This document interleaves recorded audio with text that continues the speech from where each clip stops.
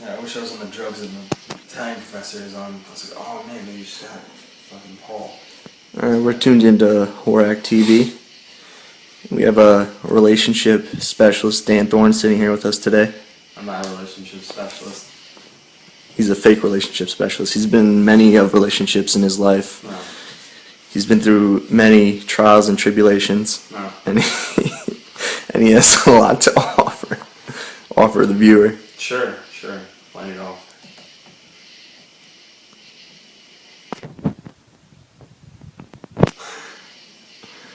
So, Daniel Thorn, why do you think relationships go downhill?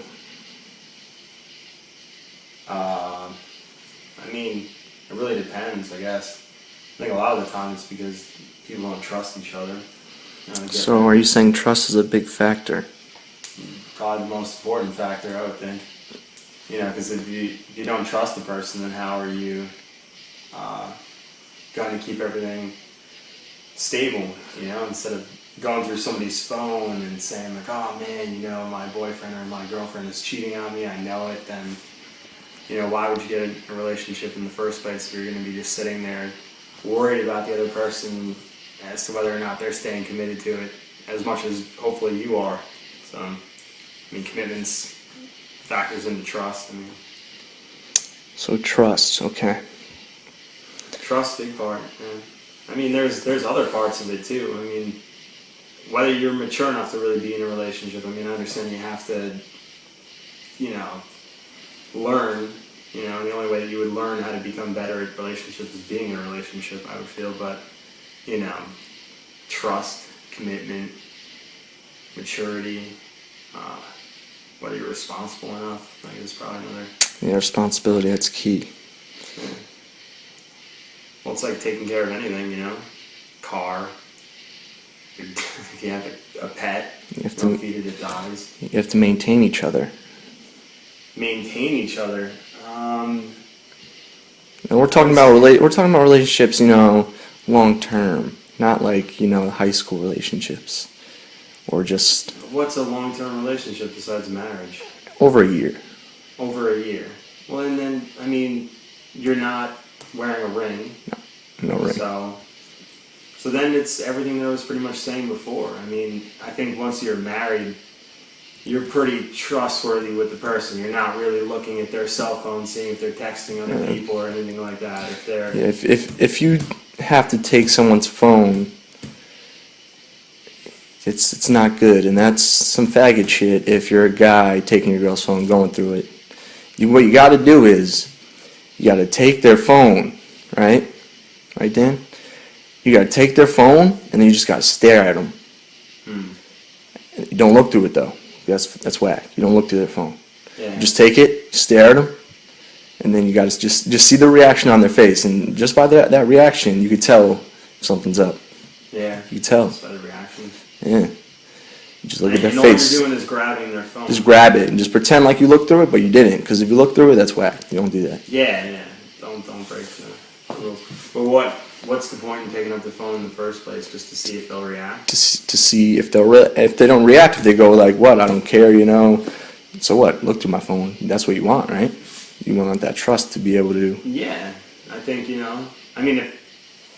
hopefully the person that you're with, if you're picking up their phone, they don't react in such a way, because if they are, then, there's problems. I don't know if it's necessarily your fault or the other person just wanting, to get other guys, Yeah, I feel like sometimes women, as well as men, feel like they need the entitlement, even when they're in long-term relationships, that they need that little entitlement to feel like they still got it. To feel like they still. Ego involved. Yeah, big egos, like, oh, can I still get this person? Can I still get that person? Yeah, it necessarily doesn't mean they're going to follow through with those intentions, cruel intentions. But they just want to, like I still got it, like I'm guilty of that in the past. So you like having somebody there. No, you your just boyfriend or your You just, girlfriend and yeah, no, then of you course. go out on the prowl. And No, not stuff. necessarily on the prowl, but just feels good just knowing, like, oh, like, you know. You could fall back on something. No, not necessarily fall back, but just know that, just have that confidence there, you know. Not necessarily that you're going to be cheating on this person, but that you're going to have this confidence that you can say if anything were to happen, God forbid, you can just still have that confidence that you can go out there and be okay, and that the world's not over. And I'm sure a lot of older men and older women do that.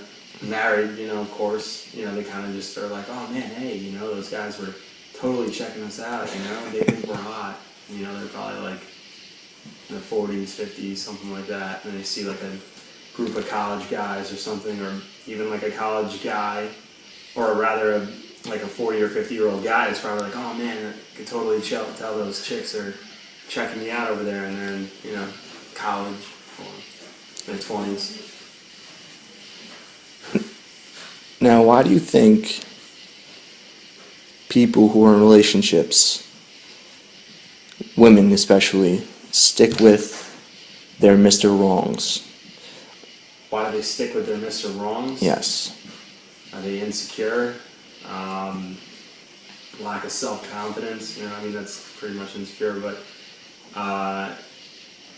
they're afraid, Afraid of what? Like what They're not else? afraid of, I don't think they're afraid of backlash. I think they're more afraid of saying that they're alone. Like maybe they're afraid. But why do you think people stay with someone even though they know it's not healthy for them? You could say the same thing about people that smoke cigarettes. They know Just that they're killing themselves. they're killing they themselves. Smoke cigarettes and they pay in New York, $10, $13 for a pack of cigarettes, and it's just sort of an addiction, I guess, at that point. Why are they addicted? You got me. I don't know. It's like knowing you have cancer and you can beat it, but you're going to. It's like you have cancer and you think it's a good look on you. Yeah, I don't know. and it makes you sick and all this other shit. Yeah. But you keep it around anyway. Yeah, like running through a marathon and you get to those last, legs of the race and you're so tired, you're ready to go. Finish line is right there and you just give up, right? It's like, nah, I'm not gonna finish it. I'm cool right here. Just went through all that for nothing, Maybe they just continue to go through all that for nothing. I don't know why they stick around with Mr. Wrong.